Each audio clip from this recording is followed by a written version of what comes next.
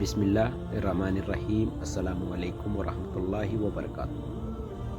آپ لوگ کیسے ہیں؟ امید کرتا ہوں آپ لوگ خیریت سے ہوں گے۔ دوستوں، اللہ کے پیغمبر صلی اللہ علیہ وسلم کی مخالفت سے باز آ جاؤ، اس بات کی توحید سورہ فیل سے ملی ہوئی۔ سورہ قریش سے بھی ہوتی ہے، اسی لیے اس سورہ میں قریش کو یہ توجہ دلائی گئی ہے کہ ان پر اپنے احسان کو ظاہر کیا گیا ہے۔ عرب قبیلوں کی آپسی پر بات بات پر لڑائیوں اور معمولی معاملے پر جھگڑوں کے باوجود وہ مکہ میں کس طرح مامون و محفوظ سرکشت ہیں، اور نہ صرف یہ بلکہ اس کی خدمت سے متعلق ہونے کی وجہ سے حرم سے باہر سردی اور گرمی دو موسم میں اپنے محبوب تجارتی سفروں میں شام اور یمن تک بنا کوئی خوف اور خطرہ محسوس کیے آتے جاتے ہیں، اور کوئی آنکھ اٹھا کر بھی ان کی اور دیکھنے نہیں پاتا۔ تو کیا وہ اس احسان کے شکر گزار نہیں ہیں؟ حرم اور کعبہ کی سبھی عظمت کو سر بلند کرتے کے لیے اللہ کا آخری پیغمبر محمد صلی اللہ علیہ وسلم تم کو جس سچائی کی اور سے بلاتے ہیں اس پر لپک پڑنے کو تیار نہیں ہوتے۔ ان کو یہ بات ہرگز شوبہ نہیں دیتی، بس ان کو چاہیے کہ وہ اس کے گھر کے پروردگار کی سچائی پرستش کریں، جس نے ان کی بھوک کے لیے روزی کا سامنا جٹایا اور ان کو خوف اور خطرے سے مامون و محفوظ کر دیا۔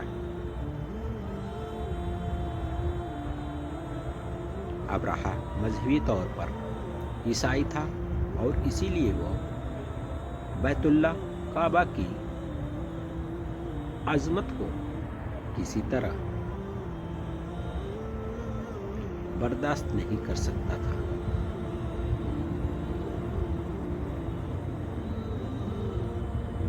اور اس کا وجود گویا ایک خار تھا جو کانٹے کی طرح اس کے دل میں چبھ رہا تھا۔ اس نے سوچا کہ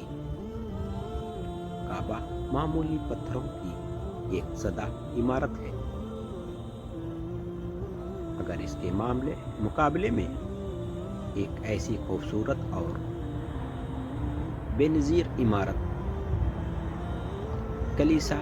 گرجا کی شکل میں تیار کی جائے تو جو قیمتی پتھروں اور موتی جواہرات سے سجی ہو،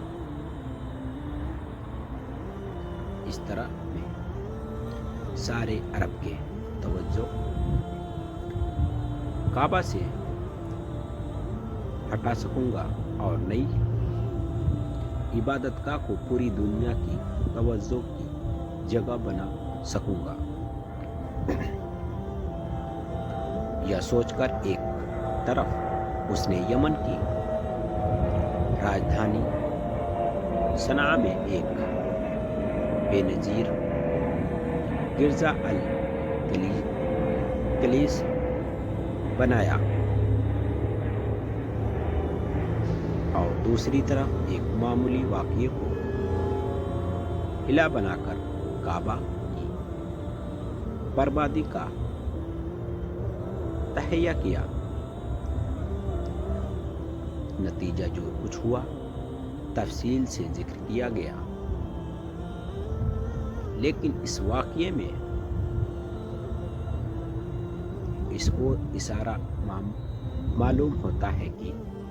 دنیا کی تمام قوموں میں سے سب سے زیادہ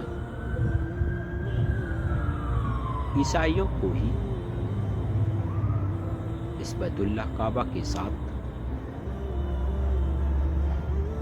عداوت رہے گی، اور وہ اپنے ہر دور میں اس کے خلاف اپنی عداوت ظاہر کرتے رہیں گے اور ہمیشہ توحید کے اس مرکز کے پیچھے پڑے رہیں گے۔ چنانچہ ماضی کی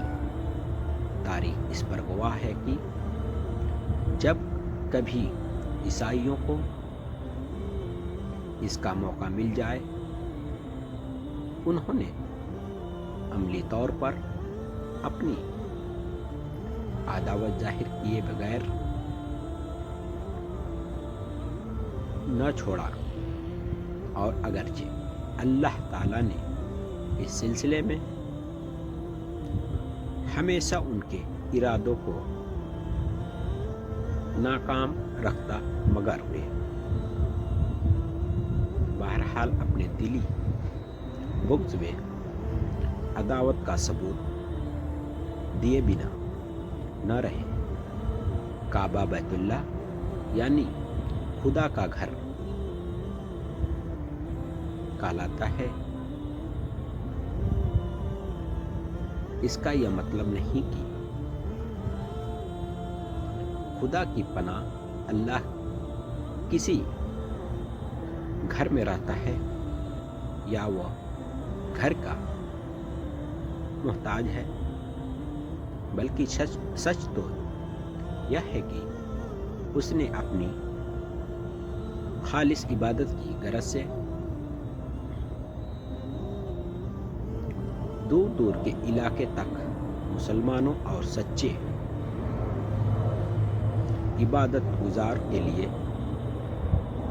کعبہ کو مرکز و محور بنایا، اور یہ اس لیے کہ اللہ دشاؤں سے پورے اور پاک ہے، اور انسان اپنے کام میں دشاؤں میں کسی دشا کا محتاج تو نہیں، کہ تمام کائنات کے توحید کی پیروی کرنے والے اور عبادت کرنے والے رب العالمین کی عبادت اور ان کی ملی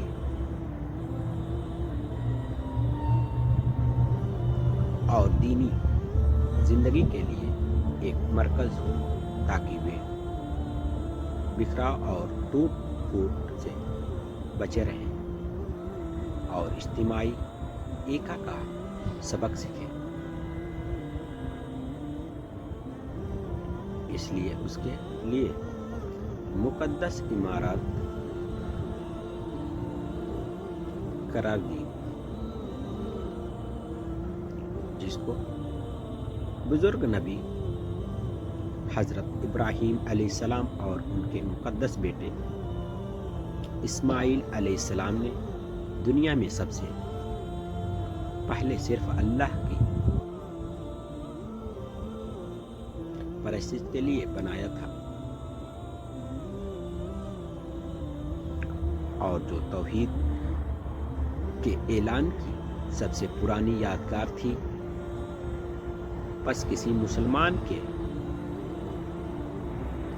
لیے یہ جائز نہیں کہ کعبہ کی اسی لیے عظمت کی وہ صنم مورتی ہے یا اپنے پوجنیہ کی، اسی لیے کہ جو ایسا سمجھے گا وہ مسلمان نہیں بلکہ مشرک کہلائے گا، بلکہ اس کی زیارت اسی لیے ہے کہ وہ اللہ کی نشانی میں سے ہے اور توحید کا مرکز۔ السلام علیکم ورحمۃ اللہ وبرکاتہ۔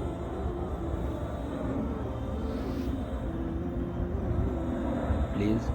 شیئر اور لائک ضرور کریں، پلیز۔